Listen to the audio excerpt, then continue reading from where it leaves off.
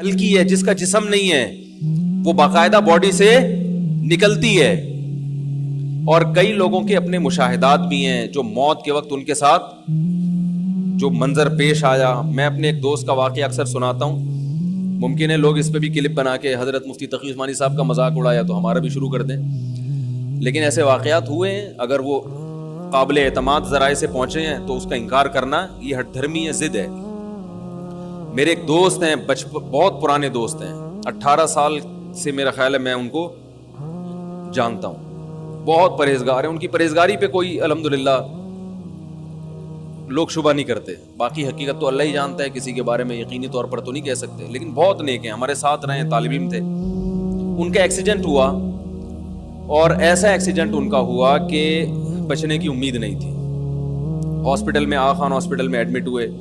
60 بوتلیں خون کی چڑھی ہیں ان کو, 60. ڈاکٹروں نے جواب دے دیا تھا کہ یہ بچنے والے نہیں ہیں, اس لیے کہ انہوں نے ان بعد میں پتا چلا, وہ کہہ رہے تھے ان پہ اتنا خرچہ آئے گا کہ آپ لوگ افورڈ نہیں کر سکتے اس کو. تو خیر وہ خرچہ ہوا, اور 60 بوتلیں ان کے پہ خون کی چڑھی ہیں. خرچہ اسی سے لیا کہ جنہوں نے ایکسیڈنٹ کیا تھا نا, وہ ایکسیڈنٹ بھی کیسے ہوا تھا, تو وہ ان کے 60 بوتلیں چڑھی خون کی, تو بالکل مرنے لگے تھے. تو انہوں نے مجھے اپنا واقعہ خود سنایا. کہتے ہیں کہ میرے ساتھ یہ منظر ہوا کہ جب مجھے ہاسپٹل میں لایا گیا تو بالکل بلڈ نکل چکا تھا. بعض لوگ تو یہ سمجھ رہے تھے ایکسپائر ہو چکے ہیں, جان یعنی نکل گئی ہیں ان کی. اب خود سوچو 60 بوتلیں جس کو چڑھی ہوں گی, کیا بچا ہوگا خون. تو کہتے ہیں میں نے یہ دیکھا کہ میں لیٹا ہوا ہوں اور میرے ارد گرد میرے رشتے دار کھڑے ہوئے, وہ کھڑے ہوئے تھے حقیقت میں بھی, ان کے والدہ بھائی وغیرہ. تو کہتے ہیں میں نے یہ منظر اپنی آنکھوں سے دیکھا کہ چھت کھلی ہے اور ایک سفید لباس میں ایک بہت خوبصورت فرشتہ آیا ہے انسانی شکل میں. تو میں اپنے رشتہ داروں سے چیخ چیخ کے کہہ رہا ہوں کہ یہ میرے نلکیاں نکال دو, میری موت کا وقت آ چکا ہے. میں چیخ رہا ہوں لیکن میری آواز وہ سن نہیں رہے. ایک کیفیت انسان کی ایسی ہوتی ہے کہ جب وہ نیند اور جاگتی حالت کے درمیان میں ہوتا ہے, بالکل بٹوین میں. مجھے پتا ہے اس موقع پہ بٹوین کا لفظ استعمال نہیں کرتے ہیں, اس پہ کلپ آ جائے گا, ان کو اتنی بھی انگلش نہیں آتی. یہ میں ویسے ہی تھوڑے سے چٹنی کباب کے طور پر ایسے لفظ استعمال کرتا ہوں. وہ مجھے لوگ کہہ رہے ہوتے ہیں نا, میں درمیان میں رکھ دو, کہتے ہیں یار کیا مطلب, میں کہتا ہوں بالکل بٹوین میں رکھ دو لے جا کے. ٹھیک ہے, تو وہ جو ہے وہ کہتے ہیں کہ میں بتا رہا تھا کہ ایک حالت ہوتی ہے انسان کی, جاگتی حالت اور خواب کے درمیان میں, جہاں وہ کچھ خواب بھی دیکھ رہا ہوتا ہے اور کچھ اس زندگی سے بھی اس کا تعلق ہوتا ہے. تبھی آپ اس سے کچھ بات پوچھیں گے تو وہ جواب دے گا, مگر الٹے سیدھے جواب دے گا. غنودگی میں نا جواب دینا اس کی علامت ہے کہ وہ آپ کے سوال کو سن رہا ہے, اور غلط جواب دینا اس کی علامت ہے کہ آدھا یہاں ہے آدھا کہیں اور ہے. ایسا ہوتا ہے نا غنودگی میں. تو بیائی نہیں, اسی طرح ہمیں قرآن و سنت سے پتا چلتا ہے کہ انسان کے جب مرنے کا وقت آتا ہے تو ایک کنڈیشن تو یہ کہ پورا اس دنیا میں, ایک کنڈیشن ہے پورا برزخ میں, اور ایک درمیانی کنڈیشن ہوتی ہے جس میں آدھا ادھر ہوتا ہے اور آدھا برزخ میں. یہ سب پر آتی ہے کنڈیشن. یہ وہ وقت ہے جب توبہ قبول نہیں ہوتی. یہ جو قرآن میں آتا ہے نا کہ کیونکہ توبہ قرآن میں آتا ہے اور حدیث میں بھی آتا ہے کہ اس وقت توبہ قبول نہیں ہوتی. حالانکہ اب یہ توبہ قبول ہونا نہ ہونے کی یہ لفظ اس کی علامت ہے کہ کچھ دنیا میں بھی ہے, کیونکہ برزخ میں تو بہرحال توبہ قبول نہیں ہوتی نا. تو پتہ چلا بھی توبہ کا آپشن ہے اس کے پاس, یعنی آپشن کا مطلب توبہ پر قدرت ہے, کیونکہ ابھی تھوڑا سا اس دنیا میں یہ موجود ہے, لیکن کچھ وہاں جھانکنا شروع کر دیا اس نے. اب چونکہ وہ آخرت کا منظر دیکھ لیتا ہے اپنی آنکھوں سے کہ میں مر کے مٹی نہیں ہو رہا, میں ختم نہیں ہو رہا, بلکہ ایک جہاں سے دوسرے جہاں میں میری روح شفٹ ہو رہی ہے. تو اس وقت جو منظر جب وہ دیکھتا ہے اپنی آنکھوں سے, کچھ یہاں اور کچھ وہاں, تو اس کو سکرات موت کہتے ہیں. اس کو کیا کہتے ہیں؟ اس کو غرغرہ بھی کہتے ہیں. حدیث میں آتا ہے ان اللہ یقبل توبۃ عبدہ ما لم یغرغر. جب روح اٹکنے لگتی ہے نا اس وقت تک اللہ بندے کی توبہ قبول کرتے ہیں, اس وقت نہیں کرتے پھر, کیونکہ اب یہ ایمان غیب کا نہیں رہا, اب یہ دیکھ لیا انسان نے. اب وہ سارے اس کے دلائل جو ہے نا کہ میری عقل نہیں مانتی, مجھے اللہ نظر نہیں آتا, تو مجھے تو فرشتے نظر نہیں آتے, آج تک سائنسدانوں نے کوئی لیبارٹری میں فرشتہ دریافت کیوں نہیں کیا. یہ ساری اس کی بحثیں کیا ہو جاتی ہیں, یہاں ختم ہو جاتے ہیں, اللہ اس کو دکھا دیتے ہیں. تو وہ کہتے ہیں کہ میں نے دیکھا کہ اس کنڈیشن میں ہوں میں, اور میں نے دیکھا کہ چھت کھلی ہے, میں چیخ رہا ہوں کہ بھائی ہٹ جاؤ, میری موت کا وقت آ گیا, یہ نلکیاں نکال دو. کیوں؟ اور وہ فرشتہ قریب آتا جا رہا ہے. کہہ رہے وہ قریب آتے آتے آتے آتے اس میں خوشبوئیں, بڑا خوبصورت اس کا چہرہ, بڑا نورانی اس کا سفید لباس اس کا. تو کہہ رہے اب دیکھو دینداری ہے نا, تو ہر وقت اللہ کی رضا کی فکر کہ اس موقع پر کیا کرنا ہے. کہہ رہے میں سوچ رہا اس موقع پر نبی کی کیا سنت ہے. تو فوراً خیال آیا نبی صلی اللہ علیہ وسلم نے آخری عمل جو کیا تھا وہ مسواک کا کیا تھا. دیکھو اسلام میں صفائی کی کیا ویلیو ہے یار, دنیا سے جانے سے پہلے دانت صاف کر کے جا رہے ہیں بھائی. میں صفائی کی بات کر رہا تھا. تو انہوں نے کہا کہ کہتے ہیں میں نے کہا کہ بھائی فوراً کیا چاہیے, مسواک, تاکہ اب فرشتے کے یہاں تک پہنچنے سے پہلے میں کیا کر لوں, نبی صلی اللہ علیہ وسلم کی یہ سنت زندہ کر لوں, مسواک کر لوں. تو وہ کہہ رہے میں چیخ رہا ہوں, کوئی مجھے مسواک نہیں دے رہا. وہ فرشتہ آیا آیا آیا آتے آتے کہہ رہے میں اس کی ناک میری ناک کے بالکل قریب پہنچ گئی, بالکل ابھی ٹچ ہونے والی تھی کہ اس نے ایسے نیگیٹو میں سر ہلانا شروع کر دیا, نہیں ہوتے ہوتے ریورس ہو گیا, وہ چلا گیا. اور کہہ رہے میں ہوش میں آ گیا. یعنی ہوش کا مطلب میں میرے حواس مکمل کیا ہو گئے, بحال ہو گئے. تو اور یہ اور بھی بہت لوگوں کے ساتھ واقعات ہوئے ہیں.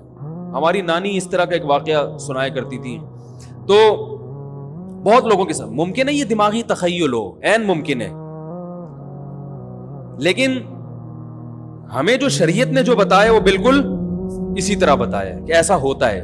ان کے ساتھ سچی مچی میں ہوا ہے, یہ ان کو دماغ میں خلل ہوا تھا, یہ مجھے معلوم نہیں, لیکن یہ بھی تو ممکن ہے کہ یہ حقیقی واقعہ ہو, کیونکہ جب ایک چیز شریعت نے بتائی ہے کہ ایسا ہوتا ہے تو بھائی اگر کسی کے ساتھ ہو رہا ہے تو بلا وجہ اس کا انکار کرنے کی ضرورت نہیں ہے. جیسے شریعت نے بتایا قبر کا عذاب ہوتا ہے, بعض دفعہ وہ عذاب اللہ دنیا میں دکھا دیتے ہیں. اب اگر کوئی شخص کہہ رہا ہے میں نے اس عذاب کو اپنی آنکھوں سے دیکھا ہے, آپ اس کا مذاق اڑانا شروع کر دو, اور وہ آدمی بھی قابل اعتماد ہو, عین ممکن ہے وہ نہ دیکھا ہو, اس کا دماغی تخیل ہو, لیکن یہ بھی تو پاسبل ہے کہ دیکھا ہو. ہمارے ایک دوست نے ایک واقعہ سنایا تھا قبر کے عذاب کا, مجھے یقین نہیں تھا, میں نے کہا ایسا نہ ہو ان کے دماغ میں تخیل ہو. تو میں نے اس کی تصدیق کروائی اس علاقے میں, اس گاؤں میں, اور لوگوں کو کال کر کے پوچھی ایسا ہوا, انہوں نے کہا ایسا ہوا ہے.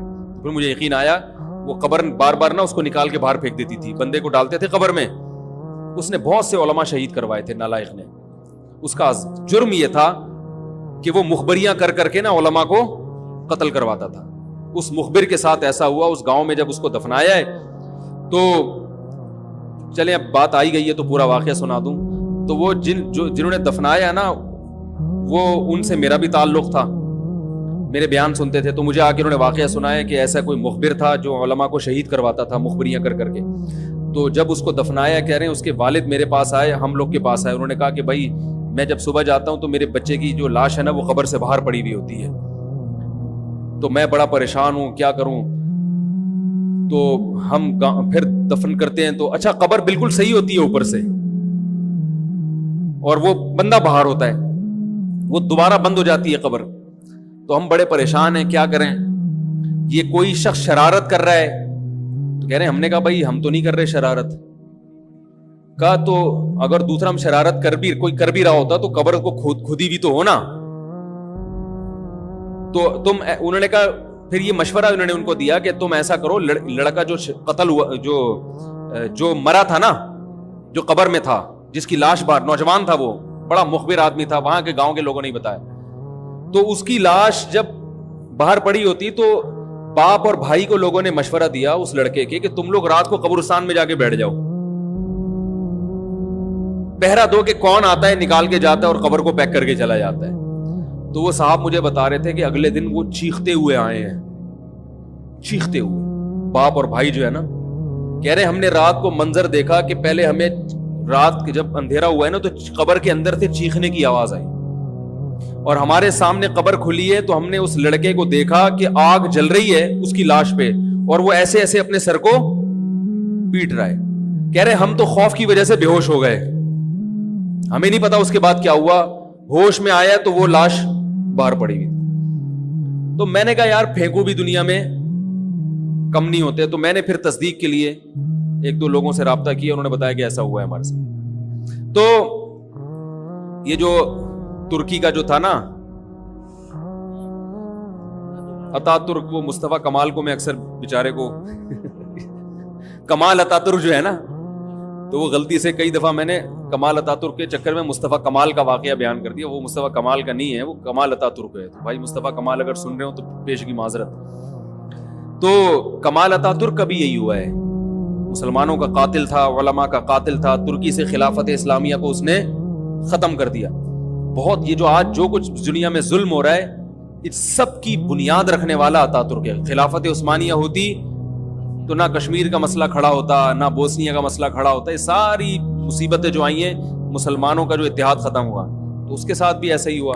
اس کو جب قبر میں دفنایا, قبر نے باہر پھینک دیا. نتیجہ یہی نکلا کہ اس کی قبر زمین کے اوپر ہے. تو وہ جو اس کے فالوورز ہیں وہ کہتے ہیں دیکھو ہمارے حضرت اتنے پہنچے ہوئے ہیں کہ اوپر دفن ہے. تو جو بوڑھے بوڑھے لوگ ہیں نا ترکی کے, وہ آپ کو بتائیں گے کہ یہ محترم کو زمین نے قبول نہیں کیا, نکال کے باہر. تو بعض دفعہ قبر خود بتا دیتی ہے, بعض دفعہ. اچھا مجھے چلیں چھوڑیں, بات سے بات نکل جائے گی, وہ ہمارا موضوع رہ جائے گا. تو فرشتہ کہاں پہنچا؟ قریب, ہاں واپس چلا گیا تھا فرشتہ, ٹھیک ہے.